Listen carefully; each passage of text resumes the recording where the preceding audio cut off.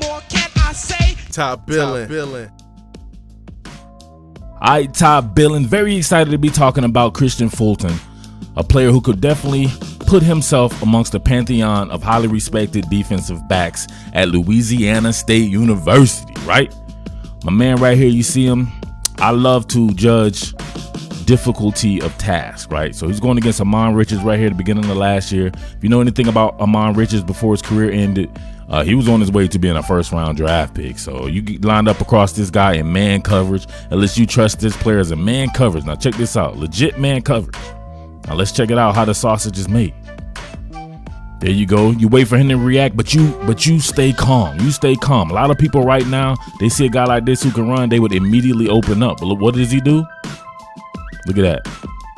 Spread him, right? Get a wide base, get in your pedal a little bit, shuffle, and then commit when he commits. Now look, you're over top of him right now. At the very least, you can stop it, right? If it were a curl or something like that, it's going to be a short gainer and you'll be in phase or whatever. But if he's trying to get on over top of you, you're in great position. So see him right now.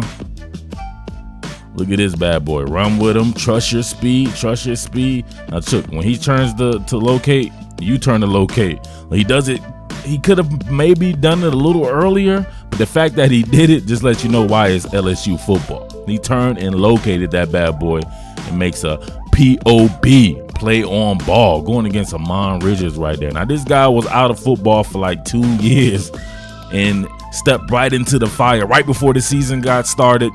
He was reinstated and they put him right in the fire. And if you saw, he was lined up across from Kelvin Joseph. So that may be a prelude to this season, which could be a special one for Louisiana State University.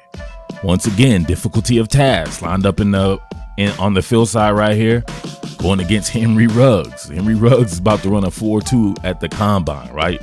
Very slick kind of guy, in and out of his transition phases, can shake your jock loose. So imagine that. Going against Alabama. Check this out. Man coverage, you know what LSU does. Man coverage, let him commit. Let him commit. Right? He commits to going somewhere, then you commit. Now look, outside leverage. So he's outside leverage. So he's not concerned about anything going this way right here. He has the leverage, right? Any out-breaking route, he has the leverage on. So something on in-breaking route, he better be ready to transition though. When you stick that foot in the ground. So look at Henry Ruggs right here, running the deep dig. Now look who comes right up under that bad boy. Now look, this was perfect right here. This was almost like a bait and switch on him, right? It's like a bait and switch on him. Pretend like you're beat. You trust your speed right there. Let Tua throw him the ball. You come around and do what? Make a POB. That's how I judge cornerbacks. You got to be making these POBs. You can't just be there and then the receiver drop the ball himself. I want to see you affecting the pass or getting into a receiver's head by you getting your hands on the ball as well. And Kristian Fulton does a damn good job of doing that with such little experience. All right, my man set up down here in the boundary. It's Louisiana Tech, so difficulty of task, he gets a 0 or 1. However, it's a quick slant, so anybody can be beat in the rhythm and timing portion of an offense. So let's see what he does against the quick game right here. And I love the aggressiveness. Look at him. Not too far over out on his skis. Proper spacing right here. Split the guy right down the middle. I hate when I see cornerbacks and they're almost giving up leverage just because they're just not aligned correctly. It's not even something that they put in the playbook or anything. They just don't know how to align themselves properly. But check this out right here. Same thing, not being too patient. Trust the bottom of your feet, right? Bottom of your feet. The toes nose, the toes nose. Now check this out right here. Boom. You see that man? You see that man stick that foot in the ground? You immediately stick your foot in the ground as well. You just be trusting of what you can do. Look at that. Look at the aggressiveness to be able to go around this guy in the long arms. I think Kristian Fulton's like a 6-foot guy. Just not terribly big for a cornerback these days. It used to be huge. But man, it's bigger than like a Darrell Reeves or somebody like that. And look at you. He's always putting people in jail. And listen, if people out here know about jail, right? I don't know nothing about that. You know what I mean? I don't be coming up on me like that. But man, there's a jail out here in Atlanta and it's called Fulton County Jail. My man Kristian Fulton putting people in Fulton County Jail out there, man. Do not line up against this guy. All right, Todd Billin, check this out right here. I love the variance in coverage by LSU. You'll see cover 3 right here. So he has a deep third of the field. The man, Grant Delpit, has a third of the field. And obviously, corner over here will probably be Greedy Williams. So your man Terry Godwin right here. So difficulty task pretty good. Terry Godwin, backside X receiver right here, running a deep dig, in breaking route. Don't mess with Kristian Fulton on in breaking routes. I'll just tell you that right now. All right, see the checker right here. Automatically in his pedal, splitting the difference, of course. Always working out of a pedal. See, always working out of a pedal. Some people are just drifting, just their footwork won't be good or whatever like that. But look at him, outside leverage. You see them both turn right here. That's how you know it's cover 3. So his thing is anything deep down the field, then he has to use his wherewithal to know exactly where to go on the inside right here. So this wasn't like this was a bad throw from the general Jake Fromm himself right there. He kind of threw him in there, but just his ability to transition on these in-breaking routes, man. Once he sticks that foot in the ground, it's go time. He takes such great angles. He takes great angles to be able to go underneath a pass. And that's what he does. Underneath that bad boy. Boom, picked it off. Come on, man. This was this guy's first full season of starting. Okay, so this one was negated by a ridiculous penalty. I almost said something else. By a ridiculous penalty, but you see his ability to work right here in zone. You see the leverage technique right here.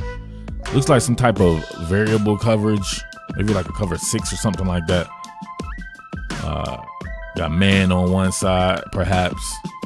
But check this out right here. His ability to stick his foot in the ground and drive on this, what looks like it was going to be a curl or a comeback or something like that. So he stuck his foot in the ground, and you can see him right here driving on the ball. Would have been a dope. It should have been an interception. This should have been his second or third interception or whatever like that. But they had that penalty called on Devin White right there. But you can just see his ball skills, man. I'm telling you. All right, same play right here. But look at the angles, man. This guy takes some of the best angles that I've seen. A lot of guys will be there to make the play. They just can't take a proper angle. They end up getting a pass interference. But he's able to jump in front of people and take crazy angles and really never touch them. Look at that. Who does that? I love Greedy Williams as much as the next man, but I'm not so sure Kristian Fulton isn't every bit as good as him from a technique standpoint. I don't know. So you don't get the 6'3" height or anything like that, but you get some other things that maybe even Greedy Williams wasn't doing, and I'll show you one of them. All right, we see my man right here working the zone, working flat duty. Before Greedy Williams, I never ever heard of an LSU cornerback being questioned for their tackling ability, and nobody will be questioning this guy for. He's extremely aggressive. Him and Kelvin Joseph, both really good tacklers to me. Got the reverse going on right here. Can you break down in space? You got a nice receiver right here. All you got to do is break down in space. He's going to try to get you. You keep leverage, keep contain. Not a wrap-up tackle, but he did the job right there. All right, right here, back in zone. Got man coverage towards the boundary. He's either off man or in some type of zone. He's in some type of zone because he's looking at the quarterback right here. But check it out. Look at the physicality, hitting Stephen Guidry right here. Look at him drive on the ball. He already knows what's going on right here. He's a hitter. He likes to hit. He got to learn how to really wrap up and stuff like that, but he likes to be physical with these receivers, and some of these receivers can't take stuff like that. They'll get spooked. Really good stuff right there. Very well-rounded corner. Very well-rounded corner. So really like what I see from Kristian Fulton. I've already done something on your young boy, Derek Stingley. Make sure you check that out right here. But a combination of Kristian Fulton and Kelvin Joseph and Stingley with Kerry Vincent and Grant Delpit.